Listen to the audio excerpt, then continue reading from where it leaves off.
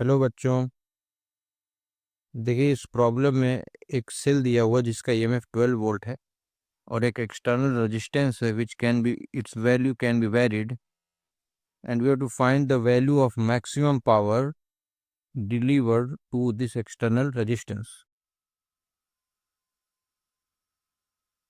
and these are the options given, so you can try yourself then see the solution. So देखिए इस तरह के problem में approach क्या रहती है हमारी। एक तो सिंपल केस आपने पढ़ा होगा मैक्सिमम पावर ट्रांसफर थ्योरम, जहां पर अगर एक सेल है जिसका ईएमएफ ई और इंटरनल रेजिस्टेंस स्मॉल आर है और ये लोड रेजिस्टेंस कैपिटल आर है, so for maximum power transfer to this load resistance the value of this load resistance should be equal to internal resistance. लेकिन इस तरह का सिंपल सिचुएशन है नहीं यहाँ पर। तो इस तरह की सिचुएशन हम क्या करते हैं कि यहाँ पर इस सेल को शॉर्ट कर देते हैं और एक्सटर्नल रेजिस्टेंस के टर्मिनल के क्रॉस हम आर इक्विवेलेंट फाइंड आउट कर लेंगे, है ना। इसको अभी हटा दें, इन टर्मिनल्स के क्रॉस आर इक्विवेलेंट फाइंड कर लें और उसी के बराबर लोड रेजिस्टेंस की वैल्यू लेंगे, तो इसमें पावर ट्रांसफर मैक्सिमम होगा। तो देखिए कैसे इसको सॉल्व करेंगे। तो सबसे पहले देखिए यहाँ पर हमने बैटरी वाला टर्मिनल को शॉर्ट कर दिया एंड जो एक्सटर्नल रेजिस्टेंस है उस टर्मिनल्स के क्रॉस हमें आर इक्विवेलेंट पहले फाइंड आउट कर लें।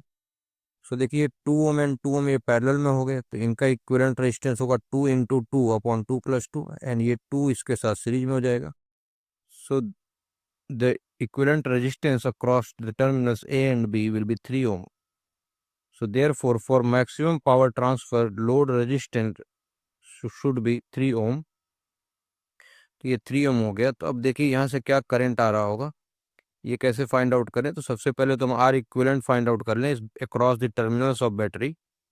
सो देखिए 2 ओम है, ये 3 ओम है, so this resistance becomes 5 ohm and 5 ohm is in parallel to 2 ohm, so this will become 5 into 2 upon 5 plus 2 that is 10/7। और इसमें ये 2 ओम सीरीज में इसको ऐड कर दें, so 10/7 plus 2 will come out to be 24/7। So EMF 12 volt है, इसको हम आर इक्विवेलेंट 24/7 से डिवाइड करें, so we will get the current 7/2 ampere. और यहाँ पर जब ये करंट पहुंचेगा तो यहाँ डिवाइड होगा, तो इस पाथ में तो रेजिस्टेंस 5 ओम का है और इस पाथ में रेजिस्टेंस 2 ओम का है। So the current will get divided in the ratio 5:2। So इस पाथ में जो करंट आएगा that will be 2/7 of 7/2, so that is 1 ampere.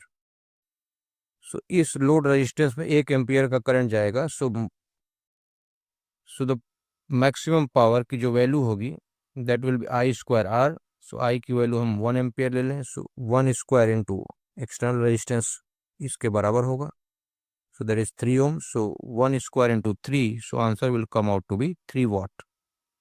So the correct answer here is 3 watt. Thank you.